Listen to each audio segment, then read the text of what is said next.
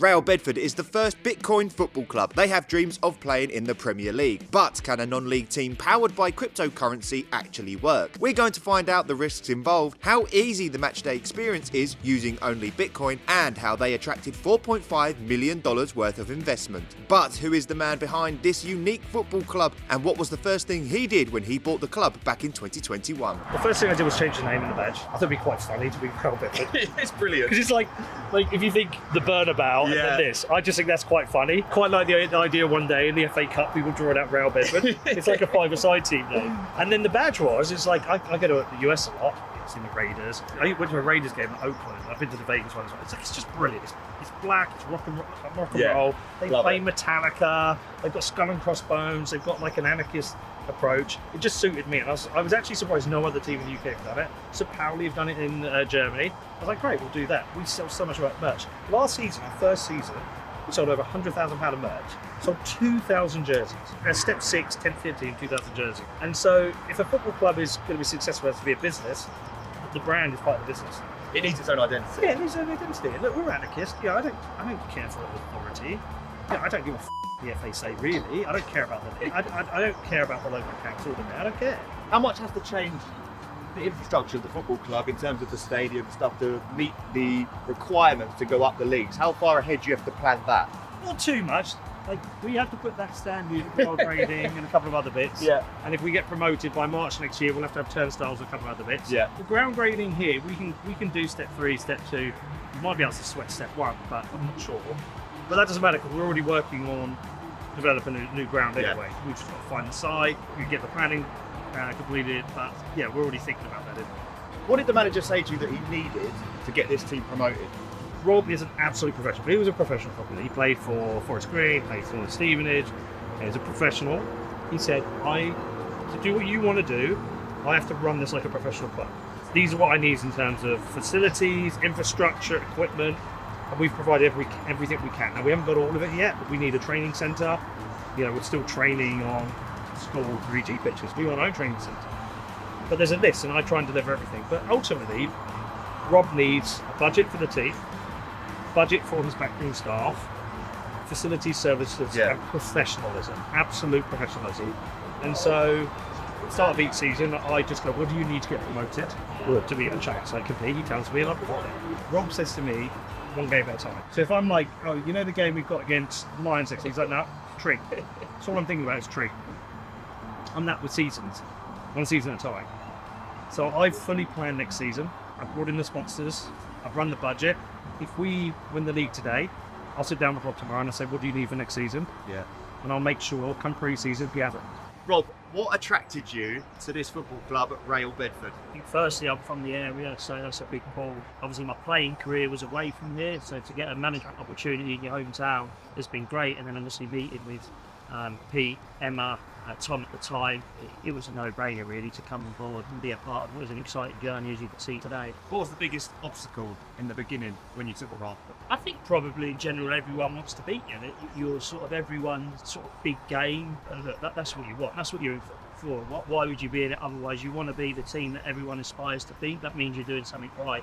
Do you feel that pressure of the success that's sort of expected to come with a club like Real Bedford, with the journey that they're on with Peter and everyone and the investment? Do you feel that as a manager? Of course you do. It comes on your shoulders a look, little you'd bit. be lying if you don't. If as a human you feel pressure. There's excitement, there's nerves, and all those different kind of things. And then for me, it's managing it myself first. Look at myself, manage that sort of nerves and pressure, and then hopefully sort of deliver to the lads that look, it's normal to feel like that.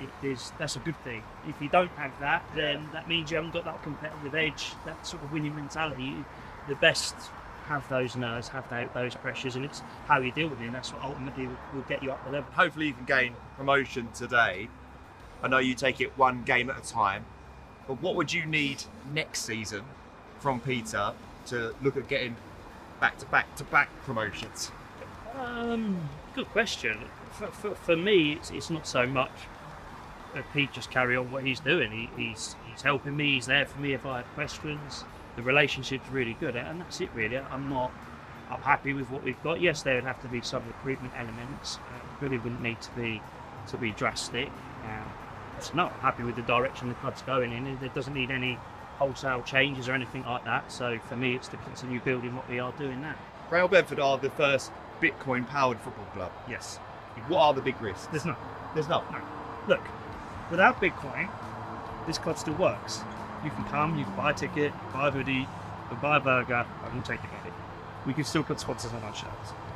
So there's no risk with Bitcoin. That. It's like this lack of understanding of Bitcoin, which is quite commonplace. We get a lot of people take the mick out about, oh, the Bitcoin team, sell your Bitcoin. And the funny thing is, it's like, the sad thing is that I wish they understood Bitcoin. I don't know a single person who's done the work and understand Bitcoin, understanding money, understanding government borrowing, debt and inflation, who then goes, a Bitcoin thing isn't for me.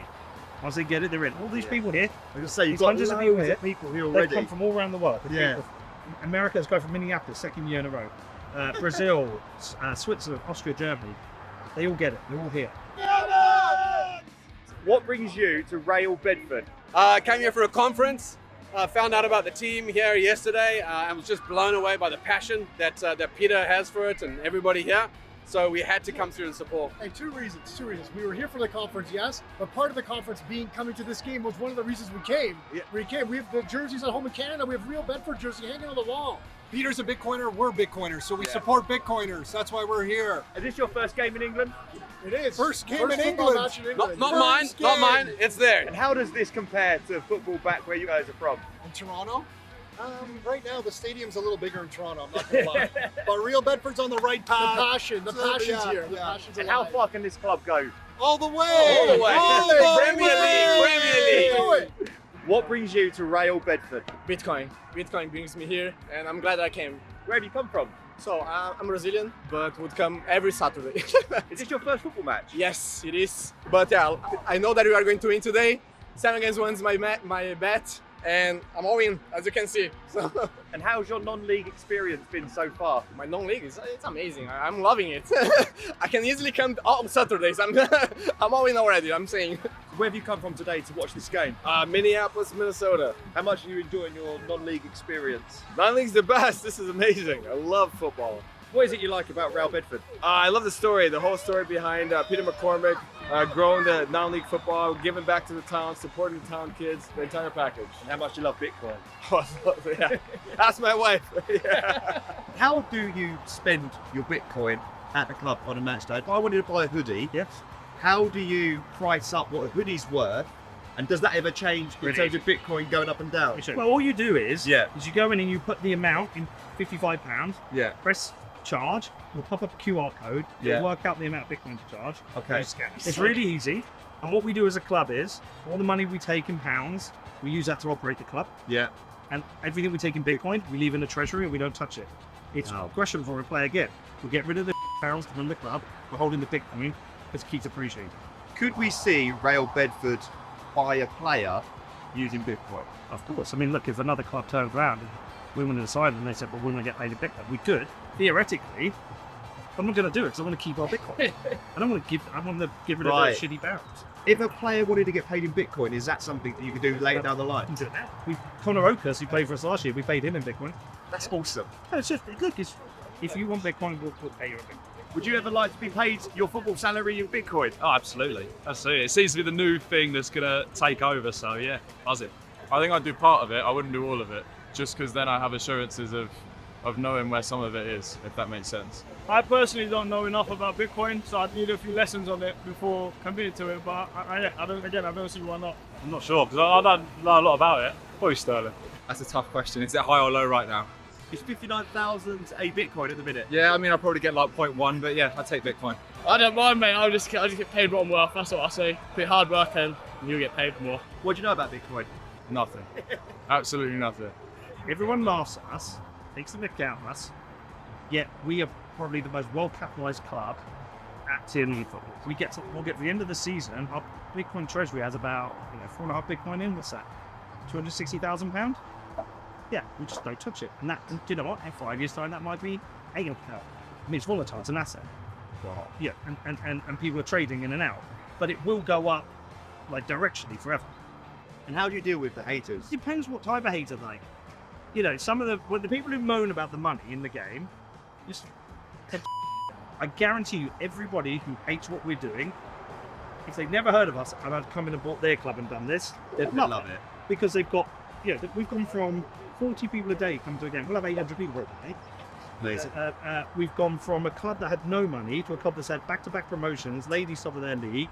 There's probably one of the most high-profile clubs in the league. It's just I hate what somebody else is doing. Their nearest rivals, Bedford Town, are quite literally a stone's throw away, and it's fair to say they don't have the best of relationships. Us doing what we're doing has forced them to rethink and make their product better because they've got to compete. So we're good for them, and they're good for us because we're trying to chase them. And you go into any town, competition's good. It's good for customers, it's good for prices, it's good for business. So you don't want monopolies. Monopolies are terrible. And so, look, I want two good teams. There was a point this season where 3 Bedford teams top the league. We top the league, they top the league, and our ladies top the league. Yeah. That's brilliant for Bedford. Now it's 2, it's us and our ladies because they're still. But they don't get it, and they've been absolute asses. Complete offers in the background. They've been trying to get our lease removed. They've been in the ear of the mayor, and it's bullshit. You mentioned the convention that a lot of these fans here today went to last night, where you revealed a huge investment. How big is that for the football club, and what does it mean moving forward? $4.5 million into a 9th tier football club. It's incredible. How did you do that? Look, some of it's luck. Look, let's start with the luck bit. 8 years ago, I decided to start a podcast. Yeah. I was buying Bitcoin, so I put it to Bitcoin. So that bit was luck. And during that, I just got to know Cameron and Tyler. Who are supremely rich, right? That's the luck bit. I think the next bit is there's this alignment between Bitcoin and our football club. So if we want an investor and they're into Bitcoin, we're a natural fit. And the next thing, it was convincing them this is a good investment. So I said, I think essentially the last 2 years, it's been proven I can do it. We've done it. We've done it sustainably. I haven't put any money in. Our club has made a profit for the last 2 seasons based on its income. Yeah. Versus its output. It's a profitable business, right? But that will be harder in the higher leagues. But I proved I know how to win leagues. So I just went back to the setup. I know the formula. It's 70% of the budget on your team. It's 25% your manager. It's 5% luck. That's the football algorithm. I need more money to make this a success. Do you want to be co-owners in this club? And look, I mean, they get the investment, but it's also a lot of fun for them. Yeah. I think the other thing is, as a startup, when you think of us as an investment, well, it's a good opportunity. Bedford's a population of 174,000. We don't have a team in the Football League. Burnley are in the Premier League. They've got a population of 90,000. Yes. So Bedford can support a team in the Football League. You can support a team in the Premier League. So I went to them and said, here's an investment pitch. I think I can do it with this club. They believe me. They understand the conviction. We align on Bitcoin. We align on the vision. Then we go. Let's go for it. So the club just got a huge investment of $4.5 million. What would you spend $4.5 million on? Treat the kids. My little boy is 7. He's always wanted a Lamborghini. Move out probably. Yeah. What kind of house did you buy? A big one. I don't know, making the world a better place. I don't know. I'd give it to the players. No, I'm joking. I think the stadium around here, maybe a bit of the clubhouse could need doing up. Apart from that, Pete knows where he's going to put it. This club right here, I would seriously, I think it's amazing. Everything they've done for me, as I said to you before, I think done for a lot of me personally. Mate, I think I'll put it in Bitcoin. Fancy a bit of that, I think. Do you know a lot about Bitcoin? I know nothing about it. And what do you make of the investment? It's massive news for the club. I think the talks of it swamping the Wrexham investment and stuff like that. So it's a massive day for the club, and who knows what we can achieve. They announced a huge investment recently, $4.5 million. How much of that will you be asking for to invest in players and things like that? That money isn't going to come into the budget. That's me and Pete have had that conversation. That is for the town, and people won't believe it. I know that. We'll get all this stick. They'll say, "Oh, it's going into the budget," all that kind of thing. But it actually isn't what he wants to do in terms of the community training centre, helping the youth, the fund for underprivileged children that can't get the sports they want. He's going to help people, and for me, that's a big thing. How tough is recruitment at this level?